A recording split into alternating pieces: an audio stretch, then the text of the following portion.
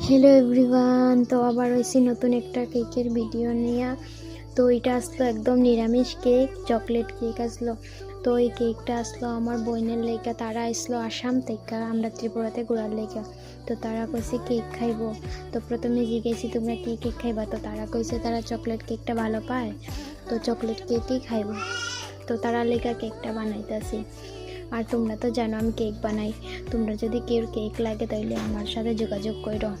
আর কেকটা কীরকম হয়েছে সবাই কমেন্ট করে জানাইও। আর কেকটার ডিজাইনটা আমার পুরো মন থেকে দিছে। তো তারা দেখা কইছে অনেক সুন্দর হয়েছে, তো খাইয়াও কইছে অনেক স্বাদ হয়েছে।